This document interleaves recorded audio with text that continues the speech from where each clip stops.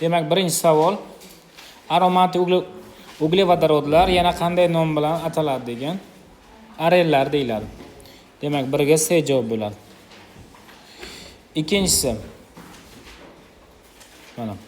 Tarkibida benzol halqasi saqlagan organik moddalar qanday nomlanadi? Arenlar deyiladi. 2 ga C javob bo'ldi. Uchinchisi. Arenlar umumiy formulasi qanday? CH2 -6 bo'ladi. C javob. Arenlarning dastlabki vakili degan 4 ga benzol bo'ladi. A javob bo'ldi. Beshinchisi. Tarkibida benzol halqasi saqlagan C6H6 bo'lgan modda qanday nomlanadi degan. Benzol deyiladi. Yaxshi. Xo'sh, oltinchisi. Tarkibda benzol halqasi saqlagan C7H8 tarkibli modda debdi. Yaxshi. Demak, bu bizaga benzol yadrosi bo'ldi. Bitta CH3 bo'ladi va mana shu tarkibda bo'ladi. Bu C7H8 bo'ladi, buni nomi toluvol. Demak, V javob bo'ldi.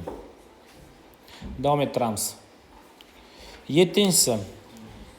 Tarkibida benzol halqasi saqlagan C9H12 tarkibli modda qanday nomlanadi debdi. C9H12 bo'lsa, bu kumol bo'ladi. Bo'lishi mumkin. Xo'sh, demak CH3 bo'ldi. Kumol bo'ladi bu.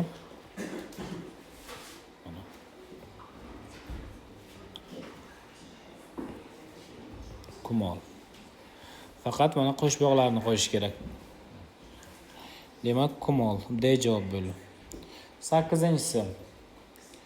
Tarkibda benzol halqasi saqlagan C8H10. Bu etil benzol ham bo'lishi mumkin, ksilol ham bo'lishi mumkin. Bu yerda ksilolga to'g'ri kelyapti, ya'ni C javobga to'g'ri kelyapti. Ya'ni benzol halqasi bo'ladi mana. Metillar 1-2 holatda joylashgan bo'lishi mumkin. Metillar 1-3 holatda joylashgan bo'lsa, metaksilol bo'ladi. Agar 1-4 bo'ladigan bo'lsa, paraksilol bo'ladi. Umumiy holatda ksilol baribir 9 ga 8 ga C javob bo'ldi. 9 hozir aytib o'tdik. Dimetil benzol yana qanday nomlanadi degan. Demak, dimetil benzol ksilol deyiladi. 9 ga C javob bo'ldi. 10. Izopropil benzol. Hozir aytib o'tdik, kumol bo'ladi. Xo'sh, 11-si metil benzol qanday nomlanadi? Toluvol deyiladi. Xo'sh, 12-si etil benzolga izomer bo'lgan moddani ko'rsating debdi. Demak, etil benzolga izomer bo'lgan modda bu ksilol bo'ladi. Sababi xo'sh, demak, bu bizaga C2H5, mana bu etil benzol bo'ldi. Xo'sh, shunga izomer bo'lgan modda, ya'ni bu C8H demak C8, bu yo'q, demak yadroda 4 ta bor. 5 ta bor, C8H10 bo'ldi. Xuddi shu tarkibli modda bizaga bo'lishi mumkin, demak dimetil benzol bo'lishi mumkin mana. Dimetil benzolni biza ksilol deymiz. Ksilol. 13. Benzol molekullari tuzilishini dastlab qaysi olim taklif etdi? Demak, Kekkule taklif etadi. V javob bo'ldi. 14-savolga kelib qoldik. 14-savol. Agar benzol yadrosida bitta vodorod atomi chiqarilsa, qaysi radikal olsa bo'ladi? Benzol bu C6H6 edi. Bitta vodorod chiqsa, C6H5 qoladi mana. Buni nomi fenil bo'ladi mana. C javob bo'ldi. Keyingisi 15-si. Agar toluvol tarkibidagi metildan bitta vodorod atomi chiqarilsa, e'tibor beramiz, toluvoldagi metildan degan bu toluvol, mana toluvol. Xo'sh, C6H5 CH2 bu toq elektron qo'yishimiz mumkin yoki demak tira qo'yib yozsak bo'ladi. Buni nomi benzil bo'ldi mana. Benzil. Fenil bilan adashtirmaslik kerak. Fenil bilan adashtirmasligimiz kerak. Fenil bizada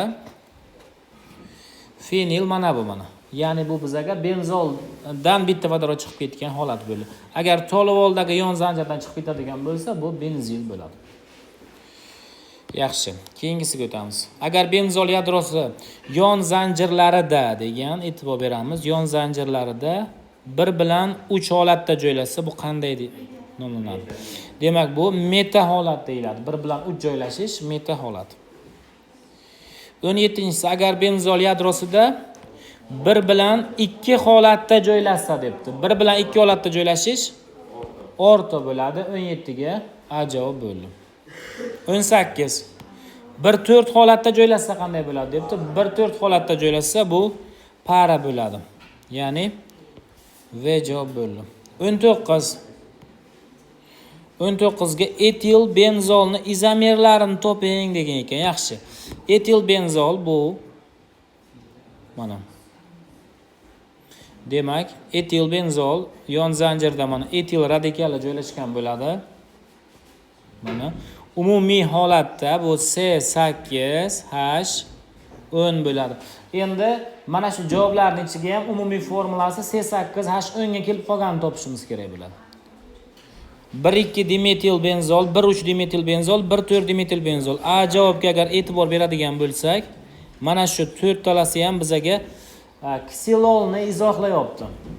1,2 ham, 1,3 ham, 1,4 ham mana benzol yadrosida 6 ta uglerod bor.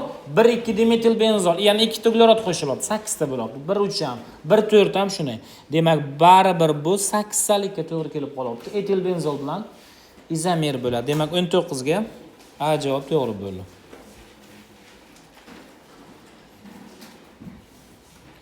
20 ga kelib qoldik. 20. Formulasi C8H10 bo'lgan aromatik uglevodorodni izomerlar soni nechta bo'lishi mumkin? Hozir biz aytib o'tdik buni. Ya'ni ksilol bo'lishi mumkin. Ksilolni o'zi demak 1,2 dimetil benzol, 1,3 dimetil benzol, 1,4 dimetil benzol. Ya'ni bizaga bo'lishi mumkin bu ortoksilol, metaksilol, paraksilol va undan tashqari yana bitta izomer bor, hozir aytib o'tdik, bu etil benzol bo'ladi mana. Etil benzol bo'ldi.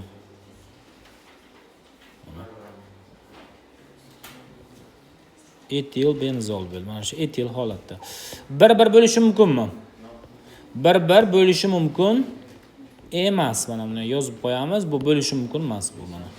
Sababi benzol yadrosini yozganda mana benzol yadrosi yozganda biza CH deb yozgandik mana.